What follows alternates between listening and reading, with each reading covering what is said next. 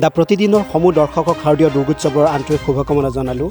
আজি আমি উপস্থিত আছোঁ উজনি মাজুলী লুইতপুৰীয়া গাঁও পঞ্চায়তৰ অন্তৰ্গত এটি চৰ অঞ্চলত, য'ত আজিও MGNৰেগাৰ দৰে আঁচনিয়ে ঢুকি পোৱা নাই। আটাইতকৈ ডাঙৰ কথাটো হ'ল কেন্দ্ৰীয় ৰাজ্যত BJP চৰকাৰ থাকিও আজি পৰ্যন্ত অসমৰ বিভিন্ন প্ৰান্তত বাট পথৰ উচনি অৱস্থা হৈ থকাটো চৰকাৰ ফোপোলা স্বৰূপটো উদঙাইছে।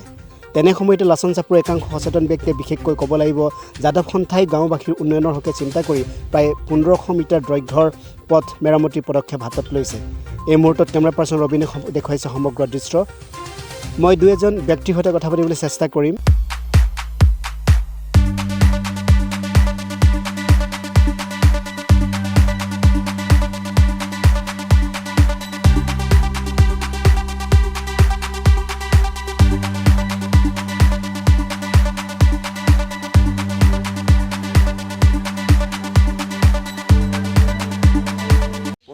পোনপ্ৰথমে দা প্ৰতিদিন চেনেললৈ ধন্যবাদ জ্ঞাপন কৰিছোঁ, যিহেতু তেখেতে ইমান দূৰ দূৰণিৰ পৰা আহি আমাৰ এই খবৰটি ল'বৰ কাৰণে হয় কাৰণে আমি আমাৰ তৰফৰ পৰা ধন্যবাদ জ্ঞাপন কৰিছোঁ।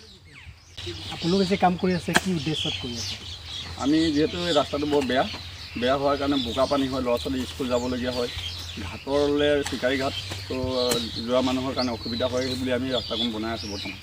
চৰকাৰী আণ্ডাৰত কাম চলি আছে নেকি? এইটো কোনো চৰকাৰী আণ্ডাৰত কাম চলা নাই, এইটো আমি নিজেই কেইজনমান যুৱকে, আমি যাদৱ সন্থাৰ কেইজনমান যুৱকে এই লাচন চাপৰি এনেকৈ আলাপ আলোচনা কৰি ৰাস্তাখন বেয়া হৈছে বুলি আমি কমেও 1500 মিটাৰ মান কামটো কৰিম বুলি আমি হাতত লৈ কামখিনি কৰি আছোঁ বৰ্তমান। চৰকাৰে একো সহায় জনোৱা নাই নেকি? চৰকাৰী মতে ক'বলৈ গ'লে আমিতো জব হোল্ডাৰেই হয়, আমি লুইতপুৰীয়া পঞ্চায়তৰ 6 নং ৱাৰ্ডৰ আমি ব্যক্তি হয় লাচন চাপৰি। আৰু 2012-13 বৰ্ষৰ যিটো এনৰেগা আঁচনিত এই আঁচনিটো অন্তৰ্ভুক্ত কৰা হৈছিলে 3,300 মিটাৰ পথ কেবৰ চাপৰিটো মিচিৰি গাঁওবুঢ়া হয় এই পথটো 2012-13 চনতে আমি নিজেই মহৰি যিটো মেট বুলি কয় আজিকালি তেখেতক লগত লৈ আমি জোখ মাখ কৰিছিলোঁ হয়, কিন্তু কামখিনি আজিও হোৱা নাই। কি কাৰণত হোৱা নাই বুলি আপোনালোকে ভাবে?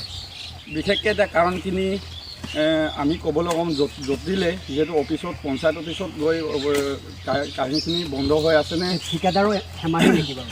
যিহেতু MGNৰেগাটো কোনো ঠিকাদাৰ ছিষ্টেম নহয় বুলি আমি গম পাই আছোঁ, সেইটো এতিয়া ক'বলৈ কোনো অসুবিধা মই পাইছোঁ, মানে যিহেতু ঠিকাদাৰক ডাইৰেক্ট ক'বলৈ অসুবিধা হৈছিল। মাজুলী বিধায়কক কি অনুৰোধ জনাব?